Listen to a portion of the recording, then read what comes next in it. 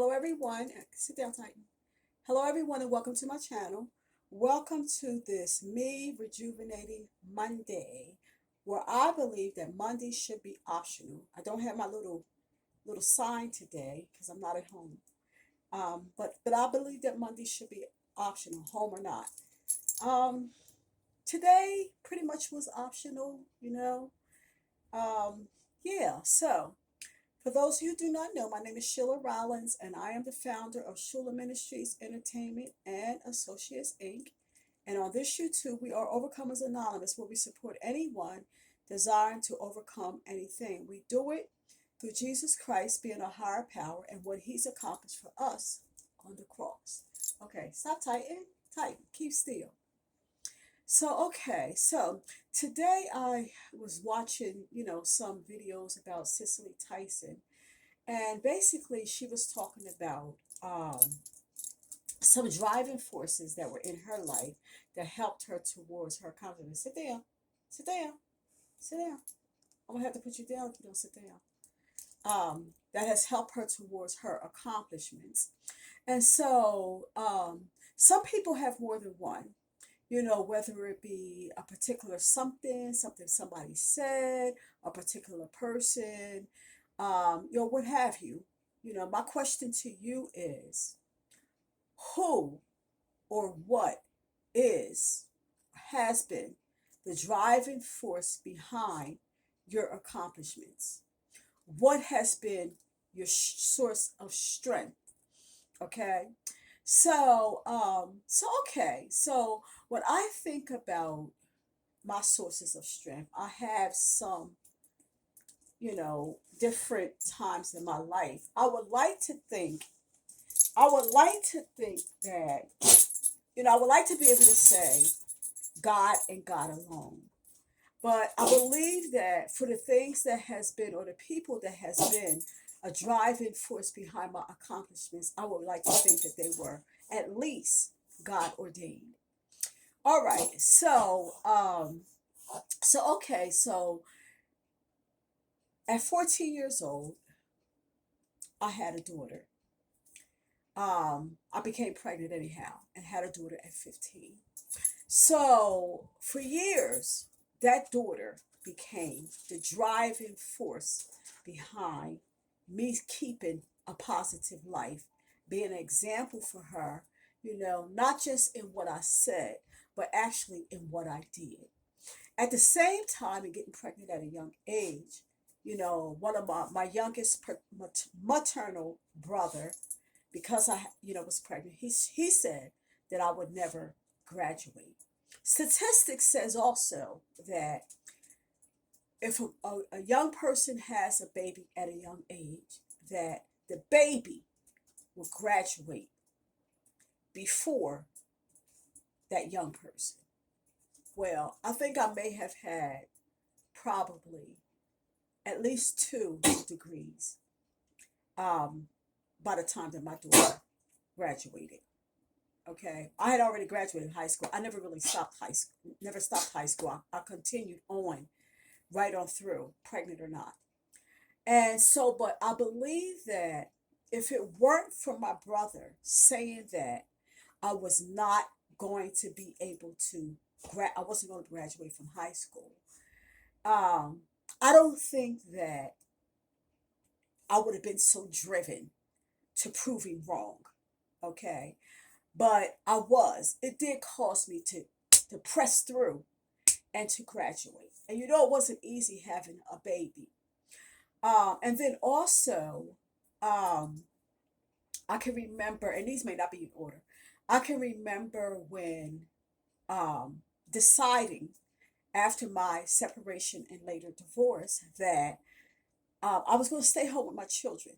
And I prayed to God. I didn't really know how I was going to do it, but I prayed to God to see just what I can do so that I can stay home with my children, because I did not want my children to lose both parents like I did. Daddy left the house, mom went out to work. And so it kind of left us with our parents full time. And I did not want that for my children. I wanted to be able to secure my children. Well, I had like church people, and even family members putting pressure on me to go to work. And but I was stern in what I believed and what I wanted to do. I just didn't know how I was going to do it. But it was certain times like during different holidays to where say like social services and place like that got extras where they could help families. And there was a couple people, in my um sphere of people that could have helped me but refused to help me.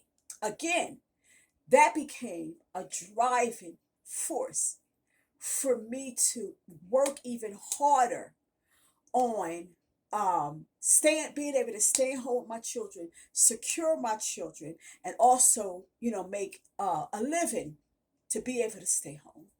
Later on in life, God blessed me with getting a daycare. So I got a daycare, and I had a daycare for several years. But at the time, I didn't have a house, I didn't have a car, I had little or anything. And so basically, one afternoon, I had asked a young lady from the church to come home with me, to eat lunch with me and my family. And she says, Sheila, I can't come home with you. And I said, why? And she said, you have everything. And I didn't know what that meant in terms of her eating with me. Like, what is wrong with you eating with me, whether I have nothing or a lot? And so what she said is that you have a house, you have a car, and she named some other things. But at some point, she lost me because I felt like that was just an excuse. But it turned out that later on, it was prophecy because I did buy a house. I bought several cars, okay? And so, while that hurt my feelings, it became a driving force for me to provide for me and my children. Okay. And the Lord blessed me, to be able to do that. And so while in times past, it's been other people and other things that was my driving force, my strength, my courage for me to go on and, do what I need to do for myself and for my family. In this portion of my life, it is God.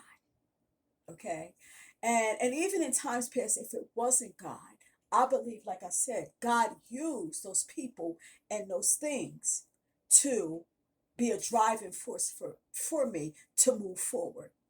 And so today I can say that it is God because when I read stories from in the Bible where it talks about, like in the Garden of Gethsemane, for example, how Jesus had prayed, he prayed that he would be able, to make the sacrifice, and even though the human side of him was rising up, where he was saying, like, basically, Lord, is there another way?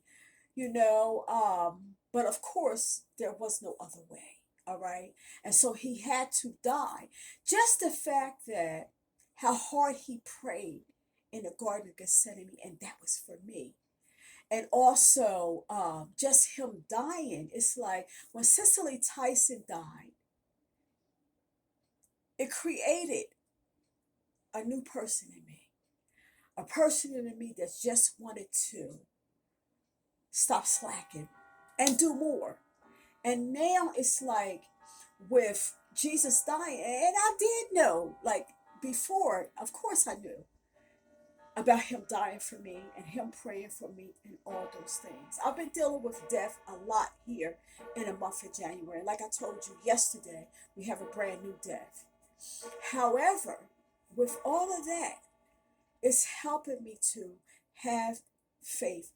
Let God, let Christ be my hope, and that he would be my faith. Okay.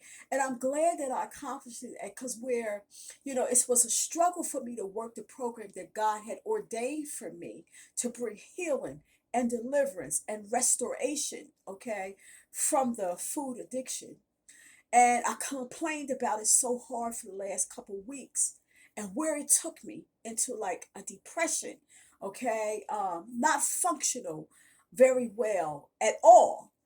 And prior to that, where I was like, I had my little journal and my little calendar, and I was marking off things that I had done for this day, and I was happily doing those things. It got to the point where I wasn't even looking at it. Okay. So, my question to you again is, what or who is the driving force behind your accomplishments? Okay.